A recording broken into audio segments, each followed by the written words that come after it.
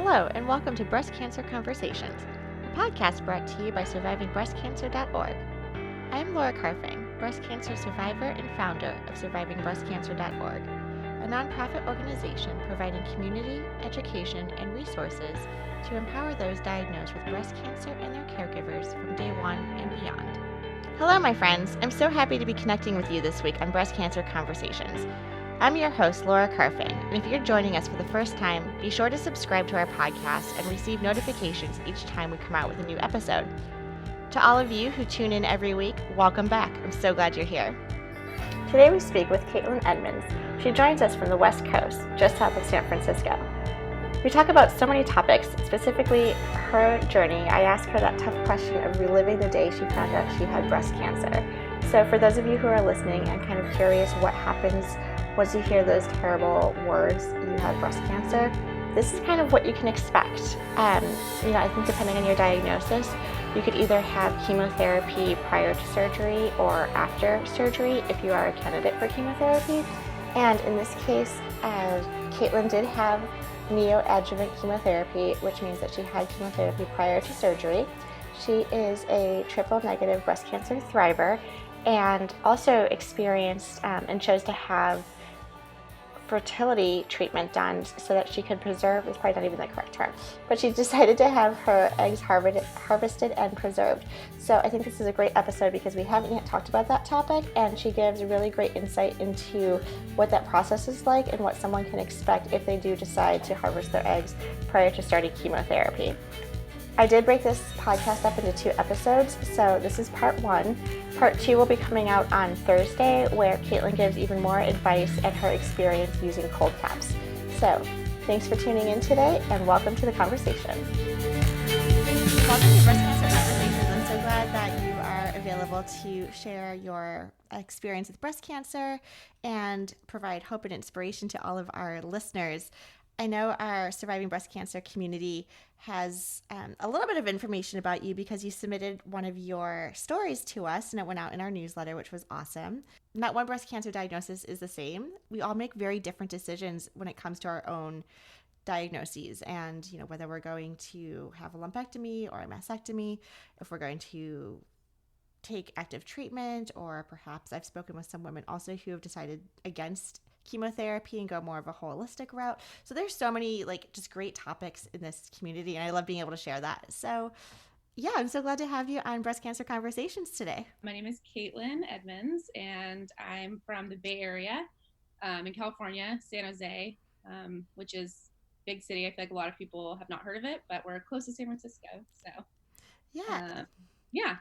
And I wish I knew this earlier because I was in San Francisco 2 or 3 times this past year, and I don't know why our paths did not cross, but sure. Next time I'm in the area, I'll definitely come by. Yes, absolutely. That'd be great. Take me to the very beginning of when you found out that you had breast cancer. Okay. Sorry to make you live such a traumatic experience. That's okay. Yes, it was actually last January 2018 that I was laying in bed. I do self-checks. I actually have a friend who was younger than me who was diagnosed. So ever since her, I feel like I've, tried to kind of do the monthly thing. I wasn't super, strict on it. I just kind of tried to do it when I remembered. But I actually was just laying in bed and kind of just scratching my chest, not even really paying too much attention. And I kind of felt something and I was like, that's weird, felt a little bit more. And I was like, that's definitely not normal. And I, 10 minutes freaked out completely. And then I pretty quickly actually talked myself off the ledge. I was like, there's no way. I'm 30 years old. I have no family history. I just I'm a pretty rational person. So I was like, you're not going to spiral off this, let it go. It's nothing. I was happened to be on my period at the time. I thought it was maybe something hormonal. I actually texted one of my good friends and she's like, I don't know, she's had kids. So she's like, I have weird stuff like that all the time and I wouldn't worry about it. And so I was like, okay, not big deal. I'm just gonna, let it be. And then maybe 2 or 3 weeks went by and it wasn't changing. And I was like, I don't know, this just doesn't seem like something I should ignore. And so I ended up getting an appointment just with my OB and going to see him. And he, obviously confirmed, yes, there's something there.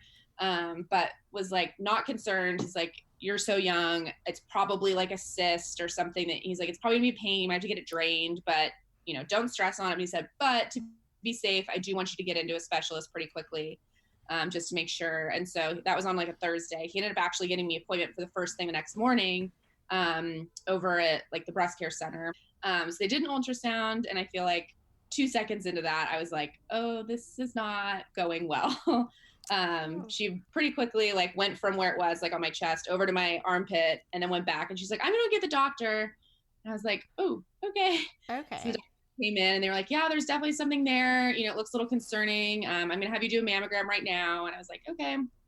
Went over and did a mammogram, and then they had me sit and wait for the results of that, and then came back out and got me, and they're like, we're gonna do a biopsy. I was like, okay. And at this point, I mean, I hadn't told, my roommate, who's one of my best friends, she knew I was there, but I didn't tell any. I thought it was, again, a cyst. I was going to get drained. I wasn't worried about it. So I was like, I'm getting a biopsy. Maybe I should like say something. And I was like, all right, well, when do I need to come back for the biopsy? Like, when can I get that appointment scheduled? And they're like, no, we're going to do that right now. I was like, oh, okay. So I called my mom, explained what was happening. And she, of course, rushed down because she wanted to be there. And I was like, I'm fine. I don't need you to come. But she's like, no, I want to be there. And so she didn't even know.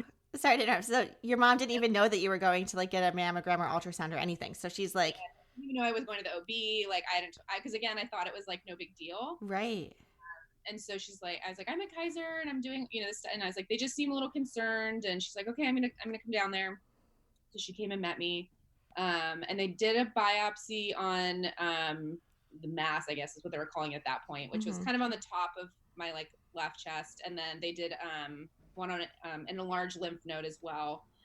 So 2 biopsies, and I pretty much sat up from the biopsy, and the doctor was like, I can't say anything at this point, but she said, I just want you to know that I'm very concerned and I would be prepared for a phone call in a few days. Oh my God. Yeah. Which at the time I remember being like really angry that she said that and did that, because I feel like those 4 days were like awful.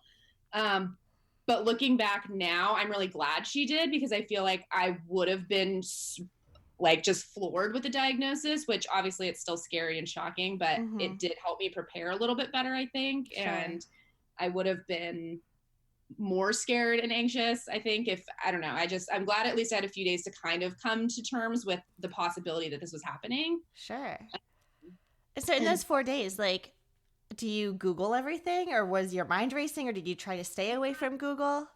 I mean, I didn't Google a ton. I feel like I was kind of in shock. That was a Friday morning. I left the appointment. Again, one of my best friends, my roommate, she ended up leaving work and coming home. And then we were kind of like, what do we do? And she's like, let's just go get out of here. Like, let's do. So we drove over to Santa Cruz, beach town nearby. So we drove over there. We went and got ice cream and just kind of walked around and like just let it be for a minute. We actually had dinner plans with friends that night, and I debated, like, should I cancel? Should I, not? And I was like, no, I want to go. I don't want to sit at home and freak out. Right. So, involved a couple friends, let them know what's happening. And then, I didn't Google a ton because I don't know. I just thought I'll just wait and see. Right. But I will say those 4 days, I feel like, were the worst part. Like, I feel like even though I got the diagnosis, I still felt worse waiting than I did after. Yes. I don't know why, and I feel like everyone around me was like convinced, like, it's not going to be that, it's going to be fine. Don't worry. And in my mind, I just felt like I saw that doctor when she talked to me, and I was like, no, like, it's not going to be, in big picture, yes, it'll probably end up being fine. But I was like, I was prepared for them to call and say what they did. So I was actually in Colorado when they called me, which was a Tuesday. It was pretty quick. So I had the biopsy on Friday. They called me on Tuesday. My younger sister was getting married last year. So she lives in Colorado. And so I work in wedding planning and events. Yeah. So my boss and I actually had flown out for the day to go visit my sister and my mom and plan wedding stuff and look at the venue and everything. So we were driving around doing wedding planning stuff when they called. So it's kind of weird too that it worked out that I don't see my sister all the time because we don't live together. And I was glad in a way that I was there with her and my mom when they called. So that was good. But so they called me on Tuesday and pretty much just said, we got your results back. And unfortunately, like, sorry to tell you that it tested positive for breast cancer. I don't really remember a ton after that. Lots of talking, and we're going to get you in and set you up with the first round of appointments. And I feel like I just kind of was like, heard it and was like, all right, And I remember saying at the end, I was like, you're going to email me all this, right? Like, I don't Right. really remember what you just told me. And she's like, yeah, I'll send you a confirmation of your appointment and everything. And I was like, okay, great. And what at that time too, so like you're with your mom and your sister and you just found out you had breast cancer. What were your, like, what was their reaction to this? Yeah. It was weird. I feel like that's for sure one of my like most vivid memories. I was actually sitting in the back seat. We were driving and my boss was next to me, who my boss is one of my really good friends as well. So, and she knew that I was waiting for this. So I kind of just instinctively, like as soon as they said it, I just kind of grabbed her hand and she knew, and she was kind of like, you know, I think we need to pull over. So we got out of the car and my mom and my sister got out. And I remember my first like immediate reaction was I felt like so guilty that I was like telling them this. And I've like described this to people and a lot of people are like, that's so ridiculous. Like, how could you feel that? I'm like, I don't know. That's just 100%. That's how I felt. Like in my mind, I felt like I can handle this. It'll be okay. But I know that my mom is going to like lose her mind right now. And I know it's not my fault, but I still felt bad that I was like putting them through this. Mm-hmm. And so we got out of the car and the first thing I said was, I'm going to be okay, but I'm like really, really sorry. And I never even told them, I don't even think I ever said the words like, oh, I have cancer. I just think everyone knew. And we all just kind of like stood on the side of the road crying. Oh my God. And then we kind of stopped and I was like, hey, I need to call, like, I have like a couple group of really, really close girlfriends. And I was like, I need to call them. Like, I need to talk to someone. And so my mom actually called my dad. And then I called a couple friends. And I feel like we all just kind of stood there like crying and upset. And we're like, hey, what do we do now? We're like standing on the side of the freeway in Colorado. And so we're on our way to dinner and we're like, let's go home. Let's go to my sister's house. So we went to her house and we sat there for like 10 minutes. And I was like, there's a little Mexican restaurant around the corner for my sisters. And I was like, I need a margarita. Like, let's get out of the house. Like, let's go. And so we went and I don't think anyone really ate, but we all ordered food and got a drink and kind of just sat there and took different phone calls as people kind of were finding out. And then I flew home. Yeah, that's so funny you mentioned like going out to dinner, and even if like no one like ate or drank, you're like, I want some sort of normalcy, right? Like this is what we're supposed to do. People go out for dinner, like it's dinner time, like let's be normal, right? Yeah. In light of all of this. Sitting in the house, like being sat, like it was just, I was like, I need to like get out of the house. Like I need to be around other people. And especially when you don't have so much information, right? Like you're not reading your pathology and you don't know what stage you are. And so there's still so many unknowns. So while there was that 4 day of waiting that is like the worst, I totally agree with you. I hate the waiting period. The anxiety is like through the roof. Yeah. And then now, okay, so it's like confirmed, but you still don't have a lot of answers, or, you know, for in my experience also, like I didn't even know what the path was, right? Like, you know, you hear about chemotherapy or you hear about surgery. Like when I heard the word breast cancer, I'm just like, okay, like I don't know if I was naive or just in shock. I was just like, okay, I just don't know what that means. Well, and I kind of thought it would be like the movies, like, okay, I'm going to go to this appointment and they're going to sit me down and tell me like my stage and tell me exactly what's happening and what I'm doing and where we're going from here. And then I went to that first appointment and I was like, oh, so you don't really like know that much. Like, I just thought it was like everyone, I had no idea there was even different kinds of breast cancer. I just thought it was black or white. Here's your stage, moving on. Mm-hmm. And they didn't even tell me my stage really at my first appointment. Because I mean, they told me what their guess was, but so I had an enlarged lymph node that they tested and it came back negative, but given all my imaging, they're assuming it was positive and we just got like a piece that wasn't positive or whatever. So they kind of were like on the fence about giving me a stage because they're like, we don't know if there's lymph nodes involved because imaging isn't conclusive, mm-hmm. but given your tumor size and everything, they were saying it was 2B. Okay. Is what they were going with. But again, it was kind of some gray area there because they weren't totally positive on the lymph node thing, but that's what they were going to go with. So yeah. So did they end up doing like other CT scans or bone scans at that point? Yeah. So I went in that next Friday and I have Kaiser. So they call it like a multidisciplinary breast care team. So I went in, not the best day. Looking back, I'm like, that was for sure like the worst day of my life. I like went to Kaiser and I get it, right? Like I'm one in however many but they pretty much, I also have a large tribe with me. They all wanted to support and be there. And that's amazing. So I get that we were also a little bit overwhelming group to be showing up, and I'm sure that wasn't their ideal, but they pretty much put us all in a room. I'm in my gown, and they put on a YouTube video of what breast cancer is, and that was my first experience. And Wait, it was they show you with the video first? Yeah. And it was and I knew nothing at this point. I didn't know my state. I didn't know what kind. I mean, literally, I was like, am I dying tomorrow? Am I gonna be fine? I didn't know. They put on a video, and it's a 65-year-old woman going through menopause and breast cancer. And I'm like, okay, well, this does not relate to me. It was awful. Mm. And then the oncologist came in, who was not my favorite person. She was pretty cold. And again, looking back, I have a lot more experience now where I get that they're not going to sit and cry with you. But she just did not have, there was no warm feelings. There was nothing like that. Not great bedside manner. And so they didn't tell me, honestly, even that day a ton. It was a couple weeks later when I was on a genetic counselor call that I even found out that I was triple negative. My oncologist didn't tell me that in the beginning. Oh, wow. Okay. Which maybe she assumed we knew things. I don't know. I knew nothing. Again, I didn't even know there was kinds of breast cancer. Right. So the only thing she really told me was that it was grade 3, so it was aggressive, and that she was 100% there was not really a negotiation for there will be chemo, there will be surgery, and there will be radiation. And she pretty much was given your age, I can almost guarantee you that you're going to be BRCA positive. And so I met with her, then the surgeon, then the plastic surgeon, then the radiologist, all kind of come in back to back. And I met with all them. And pretty much the consensus at the end of that appointment was hey, are you ready to schedule your double mastectomy? And I was like, I need a minute. I don't even know what's happening right now. Wow. And so we kind of just left that day and just, kind of devastated. We just felt like we had even less answers in a way. Yeah. And thank God, again, I have amazing people who pretty quickly just started advocating, figuring out, and called all these different doctors. And I ended up finding a second opinion doctor at Stanford. And we just went to her on a consultation basis.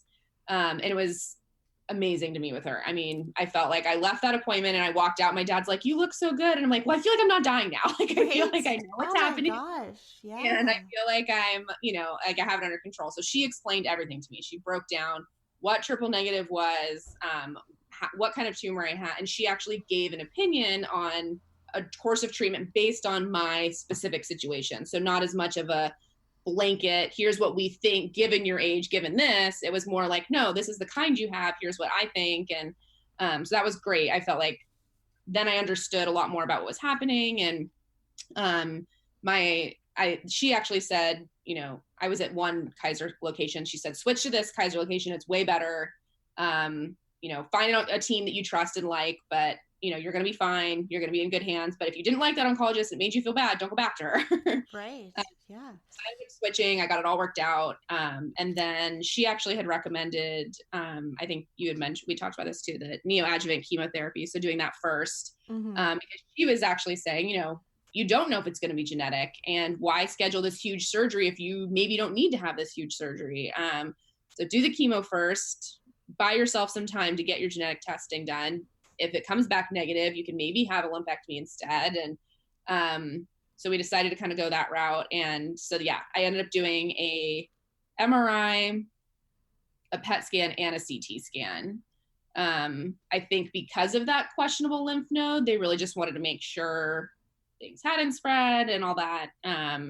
So did that. Luckily, all that came back clear other than what we already knew. So I did have in the imaging, again, the armpit lymph node, and then I had one in my mammary gland that lit up too, which they never biopsied or anything, but so possibly 2 lymph nodes had it at some point. But again, they were imaging, we can't say for sure. So. Sure. Well, you bring up 2 really great points I kind of want to dwell on just a little bit, because, a lot of times, I've just through conversation, having second opinions is also a touchy subject. I always advocate, get as many opinions as you need until you find an oncologist that pretty much is going to be your best friend, because this is somebody who is going to be guiding you through all of your treatment plans and is going to be your point of contact for the next, 12, 18 months, etc. So it's just interesting because some people, have also this perception of, well, I don't want to hurt their feelings, right? Like, I don't want to have to get a second opinion because I don't know if that's going to change how they're feeling towards me or any sort of like backlash or anything like that. But I just want to let our listeners know too, it's your right to like get as many opinions as possible until you understand the information. And if your first oncologist is not taking the time to answer all of your questions or even giving you an opportunity to ask questions, go out and seek other opinions. And I love that you were able to, have this team behind you with the wherewithal to try and find these consultations elsewhere. So that's critical. Yeah, no, and that's one thing that I've connected with a few different survivors and everything since then. And I'm like, even if you do feel good about your initial, I still recommend a second opinion. I just feel like having multiple people to confirm that what you're doing is the right thing. It is a huge decision. And I felt so much better feeling like, okay, I now have two, different, they were different insurances, different practices, and they're both, on the same page telling me that I'm doing the right thing. And I felt like so much better after feeling that instead of just hoping that I'm trusting the right person. And so, even though, like I said, we went outside of insurance stuff, but it was a, one-time thing. You pay like $300, and I'm like, it is the best $300 that we spent during it, because I can't imagine if we hadn't have found, I would have totally had a different course of action, and the course that I ended up taking worked out so well for me. And I'm like, thank God I found this other doctor, and, she helped me. And so. And what's interesting too about like the tumor cells, like even when you get second and third opinions, I just found this out on an earlier podcast that hasn't debuted just yet, but we were talking to, one of our sponsors is an organization called Store My Tumor, and they do tumor preservation. And he pretty much we spoke for like an hour and a half about, genomic sequencing, sensitivity testing, immunotherapies, and being able to use your tumor cells for like precision medicine.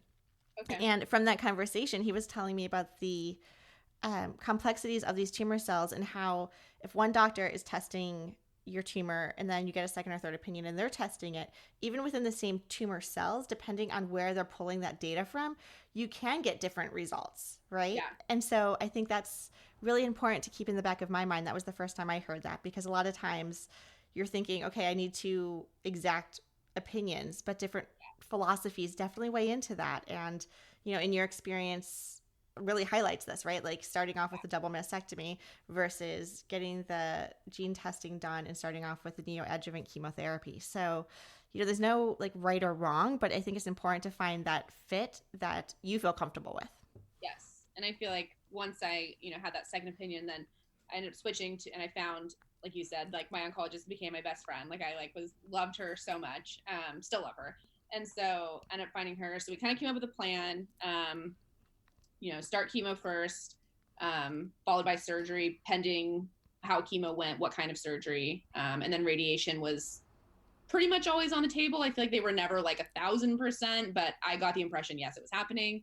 And then we were going to do the genetic testing and wait for that. So after my, PET scan and all that stuff came back, they're like, okay, we want to get this scheduled. And I think it was at this point, probably, I was diagnosed February 6th. We were probably 2 weeks later at that point after all that testing and everything had come, and I hadn't gotten the genetic testing back yet. So we decided we were going to do chemo first. And because of my age and the kind of chemo I was getting, it was, likelihood of causing infertility. So I decided to do the egg preservation fertility treatment first. And so I remember asking I was like, okay, well, I met with, the fertility thing, of course, is optional. And so it's not covered by insurance. So I ended up going through Stanford for that, because I was like, well, it's not covered by Kaiser anyways. And Stanford had a great kind of quick start kind of program for people in the situation. And so it was nice because I didn't have to explain everything. I got connected with a fertility doctor who was like, oh, I know exactly what kind of cancer you had and, how quickly things need to go. And so I had my egg retrieval, I think, scheduled for March 3rd. And I was like, okay, so when will I start chemo? And she's like, March 4th. I was like, wow. Oh, okay. And she's like, yeah, I know it's aggressive. We don't want to waste any time. We need to get started. Yeah. Can you explain a little bit more about the egg retrieval process? What does that entail? Yeah. So it's lots of ultrasounds, and pretty much, giving hormone shots every day. And the behind it basically is to try and speed up the process of, getting your follicles bigger so they can do the egg retrieval surgery. Most people, I think, do it over, 3 months or so. I had about 3.5 weeks. And so I was, going a little bit quicker, higher doses, going in every 2 days for ultrasounds to see how things were going.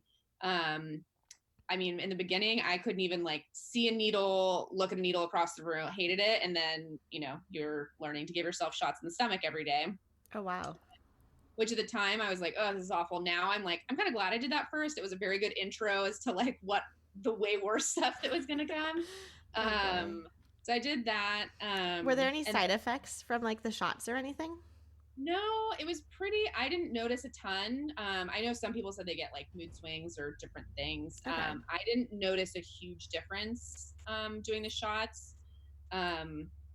It's a pain more than anything else. You have to do them at the same time every day. And like I mentioned, my sister was getting married last year, so we had her bachelorette party during this. So at night, I'd have to be oh, I have to leave dinner and go back to the house and do shots, not drinking shots. Then I can come back to the bar and drink with you guys. But and so towards the end, we were getting close to my scheduled retrieval date, and the doctor was like, you're just not going as quickly as I would like. I really think that we should push the date, and I think you need more time. I just don't think we're gonna, get as many eggs if we do it now. And I remember sitting there and just kind of again, I'm a pretty logical person, and I just kind of was I know this sounds morbid, but eggs don't matter if I die. So I'm not delaying chemo. I'm not we gave it our best shot, and whatever I get. And if it's nothing, it's nothing. And if it's 10, it's 10, great. But I just remember thinking, no, I'm not risking this cancer progressing and getting worse. They already told me how aggressive it was. I want to keep it as planned and move on. So we ended up scheduling. She was like, okay, well, I'm going to push it as far as I possibly can. So my first chemo was scheduled for March 8th, which was the day after my 31st birthday. And so I think chemo is at 11 a.m. And so my fertility doctor scheduled the egg retrieval for that same day at 6 a.m. Oh my gosh. Yes. Which I don't recommend. That would be a tip. That's a lot. Absolutely. Yeah, it's doable, but it's not. Yeah. Now, did you also have a port placement scheduled for that day for the chemotherapy? I had the port about a week before. A week before. Okay. Yeah. So, and that's really good to know too. I don't know if you have, if you were given the choice or not given the choice. I got my port placed the same day as my chemotherapy. Okay. And so I thought that was a little interesting because, you're always told to keep your wounds clean and, not infected. And I'm but now we're I just had the surgery. I got my port placed. Yeah. And now you're putting toxic chemotherapy drugs in my body. Are we sure? I was sore after they put my port in. So I feel that would hurt if they had to access it the same day. Yeah, it was, I guess it's what my hospital does is standard, they were telling me. But I've also talked to a lot of other women who get it done earlier, which I think gives you time to heal. And again, it's just this less overwhelming type of day. I remember being wheeled into, the surgery place where they're placing the port, and I've never had surgery before. I've never broken a bone or anything, right? So you go in here, and I swear it's watching ER or something. You have all the lights, yeah, big crazy lights, and I was ready to get off the gurney and on the operating table, and they're like, nope, just lie down, we'll pick you up. These 4 people come over and move the sheet over. I'm this is really weird. And I remember them standing in the corner being okay, we have a 30-year-old female, da da da da, and I was oh, and they're okay, go team, and I was this is a TV show. Exactly. I was under anesthesia, but it was kind of that twilight anesthesia, so you're kind of awake. You couldn't feel anything. I was awake the whole time. Okay. Yeah. I think they gave me something, but it was so fast, and I remember feeling whoa, relaxed, but I was 1,000% coherent and awake the whole time. Yeah. I remember. Yeah, I was very tranquilized. And then I think after that, I was at one point they're starting the twilight, and I was my whole body just went right, very relaxed. Yeah, and then I remember waking up from that, or just being more like awake after that, and I was sick. So the anesthesia made me very nauseous. So right away, I'm like, oh my gosh, like I haven't even started my chemotherapy yet. I'm already having a reaction to the anesthesia. Yeah. So actually, I was fine with the port, but when I did the egg retrieval surgery, which they do same thing. It's not general anesthesia, but I mean, as far as my consciousness, like 1,000% out cold, no recollection. They wheeled me back. They're like, we're going to introduce you to the team before surgery. And I don't remember any of that. Like I was gone. And so when I woke up from the egg retrieval surgery, or they pretty much checked my vitals, made sure I was good. And then we left Stanford and went over to Kaiser to start chemo. And I did the cold cap, which we can get into that whole thing. But so we started that, and then I was okay through chemo. I started with the AC, so it was fairly quick as far as chemo goes. I feel like it's not one of those 9-hour ones where you're sitting there. But as it was going, I was feeling worse and worse and worse. And then pretty much I remember towards the end of it, I was going to have to do the self-injection. I don't even remember what they were called now. Shots during. Oh, the Zoladex? I don't think it was. Maybe it was Zoladex. So I had Zoladex, which was like a huge one in my stomach. And then there was also myself daily.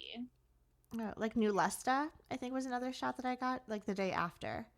Yeah. Which is really funny because now I see their like advertisements on TV and I'm like, oh, I was on half of these drugs. I can't remember what it was called, but Zarxio, I think is what it was. But it's similar to all those, except instead of going and getting one big dose, you're basically giving it to yourself every day, and it's to boost white blood cells. And so I remember them coming in to like talk to me about all that, and I was so out of it at this point that I remember saying like, can you go get my roommate in the waiting room and tell her all this stuff, because I'm not like alive right now. Right. And then as soon as chemo was done, they like unhooked me and I like ran to the bathroom and got sick. And so in my mind, and then we went home the next 24 hours. I mean, I threw up every 20 minutes nonstop. And I thought it was chemo. I was like petrified. I was like, oh my God, this is what this is going to be. My roommate and my mom are calling like the infusion center, and they're like, this is not normal. Like, there is no way, like, we do not have anyone this sick this quickly from chemo. Like, that's not, you're on how many anti-nausea drugs? Sure. Yep. And then we kind of started piecing it together, and we were like, oh, it's the anesthesia from the egg retrieval surgery that was making me so sick. So pretty much 24 hours from surgery, it had worn off, and I was like functioning again. Yeah. But how horrifying, right? Like, you're going through all of this. It's hard to pinpoint why, like, what's causing the nausea and the sickness. About the egg retrieval piece, were you sore for a period of time, or were you okay afterwards, or what was the? I will say, who knows if I had just done that and gone home and like rested on the couch for 3 days, if it would have been different. But I had no cramping, no nothing. I think I got 3 eggs, which is low for what they want. Sure. But at the end of the day, like I said, I was like, I'm good with whatever happens and whatever's meant to be. And so, no, I didn't, other than sick from the anesthesia, I had absolutely 0 side effects from the egg retrieval. It was, pain-free. I didn't obviously feel anything during surgery. I didn't feel anything afterwards. Like I said, I didn't even have like a cramp afterwards. Right. Excellent. Again, would that have been different had I not have other things to focus on? I'm not sure, but it was, very, very easy as far as, other than the anesthesia that made me sick. Excellent. That's good to know. Because this was a topic we haven't yet covered on Breast Cancer Conversations. So I appreciate you taking the time to kind of give like the play-by-play and what people can expect to experience with your experience. Yeah. So during all of this time, do you get your genetic testing back? I got it back, yes. That would have been the end of February. Because it was funny. It was as I landed for my sister's bachelorette in San Diego is when they called me. And it was negative, and I was shocked. Everyone around me had convinced me that would be that. And it was weird because I remember thinking like, this is such good news. Like, I'm happy for my sister and my nephews and my family that now we didn't have to worry about this. But there was a small part of me that felt like that was my reason. Mm-hmm. Like, well, this explains why this happened to me at 30. And now I kind of felt like, well, then what the hell? Like, why did this happen? At least that was like a very obvious thing of like, why? But overall, obviously it was a great I was super relieved and happy that I didn't have to Oh, worry that's about that. wonderful news. Yes, absolutely. That recently happened to me too. So when I did just the 8 panels of testing. I know Okay. people can Like choose 42 or something. so you got like the huge, like all of them pretty much. Like, Yeah, I did like, again, that genetic counselor called me and she explained how many they can do. And she's, some people want to know nothing. Some people want to know everything. And she's like, you have to go through counseling. She's like, a lot of it's like, we give you this information. There's nothing we can do. We can't test you. We can't screen you. So you're essentially just living with this fear. But I, again, am kind of more realist and rational. Mm-hmm. I was like, I just would rather know. I would rather know. And then I can at least look up like, what foods can and try and like change my lifestyle to help. So I just wanted to know as much as I could. So yeah, I did all like 42. That's wonderful. And I think that's a really great point too. Like once you know this information, if you know that you're predisposed to X, Y, and Z type of disease, there's definitely lifestyle habits that you can change to lower your risks. Yeah. Yeah. Isn't that a weird feeling though? All mine came back negative. So that's good. I did have one, what do they call it? Like variant of unknown significance. Yes. Which I sometimes think is weird. It was within the BRCA gene. It was like one of my proteins is folded. I don't know, very scientific explanation she gave me, but essentially, means nothing to them at this point. I even took my genetic results to my second opinion doctor and verified that she agreed that unknown significance was actually unknown significance, and she agreed. So of course, who's to say in 10, 15 years if those results change and there is something genetic, but as of now. Yeah, that's funny you bring that up. So that happened to me also with the BRCA2 gene. It came back with a variant of, what did you say, the unknown significance. Yes, I don't know why I have the hardest time pronouncing that. And just the other day, a couple weeks ago, actually, I got a letter in the mail confirming that it did come back negative. So they were able to collect enough data to be able to say 90% of it was negative. And so my genetics counselor too was very like, cognizant of like saying we cannot say 100%, but because we have enough information to support 90%, we're treating this as if it were negative. So same thing. I'm like, oh my God, this is great. And then I'm like, but then why? Yeah. Which, I mean, we'll probably never know anyways. But yeah, I was like, again, this is a good thing. But I remember being like, well, at least that's like, you can kind of feel like, okay, this is why this happened to me and not like something I did or I don't know. Right. But I mean, what great news too for like your mom, your sisters, and like nieces and nephews and family to know like, okay, so yes, this is sporadic. That sucks. It's, a million things can contribute to cancer. But luckily it's not part of the genes where they have to worry about it. Caitlin, thank you so much for taking the time to walk us through your diagnosis and shedding light on the entire roller coaster that you went through, having these conversations with your family members, your friends, your best friends, dealing with fertility questions and the necessity of starting chemotherapy so soon because of your aggressive cancer type. I really enjoyed having you on the show today. Thank you so much, and I can't wait for episode number 2 to come out later this week where you talk to us about cold caps.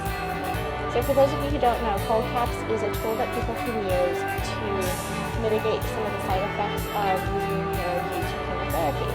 So later this week, Caitlin's going to talk to us about her experience using cold caps. I'm so excited for that episode. So feel free to tune back. If you haven't subscribed yet, please do. Leave a review and give us a like and share so your friends know about our podcast, Breast Cancer Conversations. Thank you. And thank you everyone for listening to our show.